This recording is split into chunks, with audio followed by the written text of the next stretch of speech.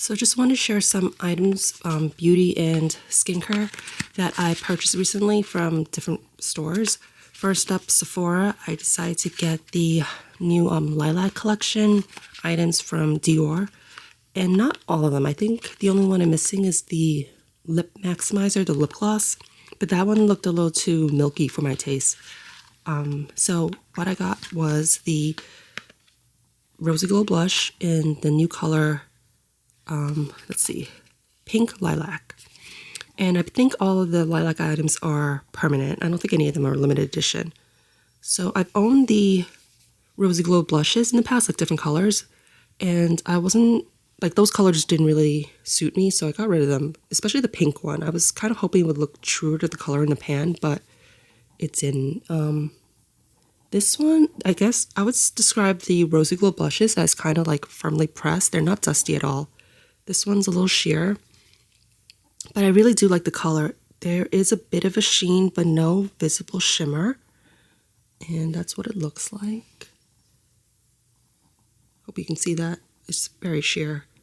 But I prefer blushes that I need to build up versus ones that are uber pigmented. Because they just take too much work to diffuse and soften.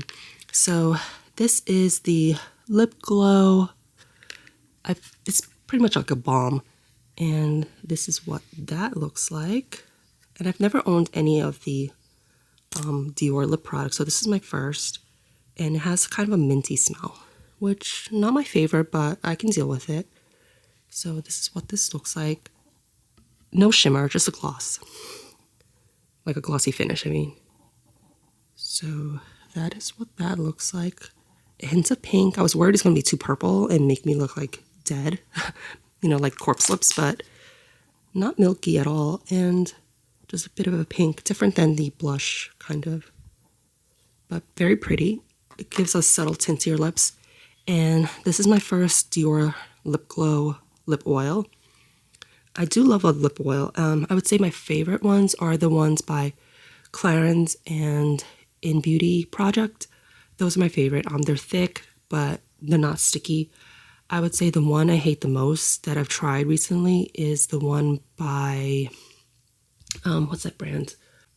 Okay, I remember. It's the one by Ampoule. She makes a few different lip oils, and I've tried several shades. I tried it was like a neutral brownie color, a clear reddish one, and a pink one. The pink one and I like the clearish one because I like a translucent color. The other ones were very milky, and I feel like the textures are a little different, the milky ones, or the more opaque ones. But those were even thicker. But overall, I would say the Amicole ones are very thick and very sticky. They're definitely more a gloss than an oil. I think most lip oils actually are kind of glosses anyway, but those were super sticky. Like, think Lancome Juicy Tubes or MAC Lip Glass. That's how sticky they were, and I thought they were very uncomfortable, so I did not like those at all. This one, if you like the Clarins and the In Beauty Project lip oils, I think you would like this. It's comfortable, it's thick, glossy, and it's very sheer. This one definitely has less color, like barely any color at all. But very comfortable, also a minty type of smell. So that was Dior from Sephora, and those are the colors. And let me just... Did I show you it on the finger? So you can see the finish. Kind of sheerish, a bit of sheen. That's what that looks like. Quick mention to something I just recently discovered and kind of embarrassed to admit, but the Mally Face Defender in the universal color is kind of like so I have very dry skin. And I don't like using powders. I don't need to use powders most of the time. But in the summertime, sometimes most of my foundations have a bit of dewiness, maybe like a satiny finish. So sometimes in the summer when it's very humid, maybe sometimes I don't feel like being dewy. So I need something to tone down the shine a bit. Not that I get oily, because I don't at all. And so I've tried lots of different face products, like face powders, finishing powders, whatever you want to call them. And in the past, they just haven't worked for me. They just sapped all of the moisture out of my foundations, and it just made it look so powdery and so like dry, like cracked, like no. So the last one I tried that I actually liked was the Ampoule powder. That one's actually pretty good. So if you actually want like a traditional powder formula, I would recommend that if you like, if you have dry skin. That one's good, and it's very finely milled, and it just smooths everything out and makes it look blurred. But even so, like even still, I wanted something less like visible, and I found this, and it's so embarrassing because this is like, I want to say it's like 20 years old. Like this product has been around for a long, long time, and I feel like she used to be sold in more places, but I haven't really seen her anywhere. And for some reason, I don't know, I just felt like looking her up one day, and she's still on QVC. Like her products are still there. And they had a good deal where if you buy one, it came with an extra refill. So this is what it looks like. It looks white right now, but it's actually a completely clear putty. Like I can't open it sealed, but this is the refill, and it's a completely clear putty. This is the one I've been using in the compact, so forgive the messiness. I've been using it. It comes with like a little sponge, and it is like, it's weird. It's a clear putty. It almost looks like wax, but it's definitely not waxy. And the way you're supposed to use it is you're supposed to twist a bit to pick up like a bit of product, and you don't even see it on the puff, but it is there. And then you kind of like pat and blot onto your skin. You don't like wipe. At least I don't think you're supposed to. And it just tames the shine, and it like blurs all your pores. It's kind of cool. It's kind of freaky. And it doesn't make my foundation look dry or cracked or, you know, just like parched, like a desert or something.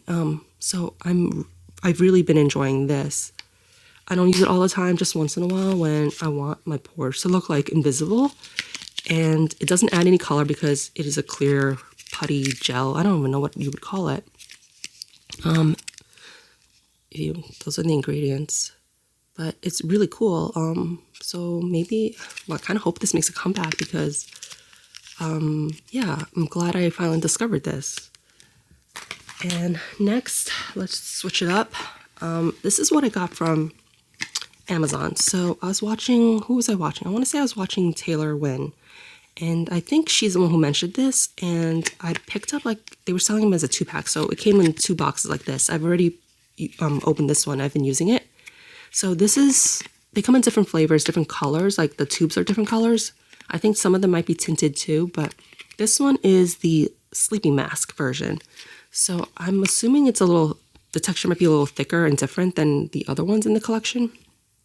But it's a clear gel.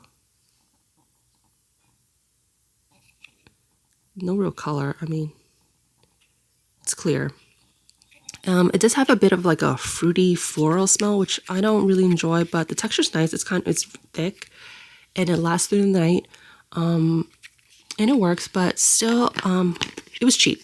But I think I still prefer the, which one was it? The Ulla Henriksen, the citrus one I mentioned in my last Sephora haul video. I think that one's still my favorite, so I'm just trying to work through this, but that one, still recommend the Ulla Henriksen in the orange tube. And what else I get? I decided to try more cosmetics. This is the Lucent Cream Shadow in the color Jupiter. And remember, in my last video, I also mentioned that I'm really into shimmer shadows or wet look eyeshadows. And so I want to give this a try. This is a cream formula, so it has a bit of a putty texture in the pan. A bit of a color shift, or kind of like a nude with greenish bluish shimmer to it. And let's see, let's put that there. Very pretty. That's what that looks like. I think that's so pretty. I think I'll get more colors. And these were like cheap. These were under $10 each. Just so happy with that one. And next, I had wanted to get this at the last Sephora Rouge sale, but it's sold out. So it's a collection of 2 YesStyle candy lip glazes, and I've never tried them, and I thought at the time that it was a good way to try the colors because they were cheaper in this set than they would be if you bought them individually. And I was hoping that I could find some more, and I did. I found this at Nordstrom. So I'm glad that they gave me one clear and one not, like a colored one, I mean. So I could try both. So which one's which? Don't know. Let's see this one. This one is the Clear Balm, which is the one I wanted, but I didn't. Okay, so clear. Haven't really tried it. This one, it has a bit of a milkiness to it, which is okay.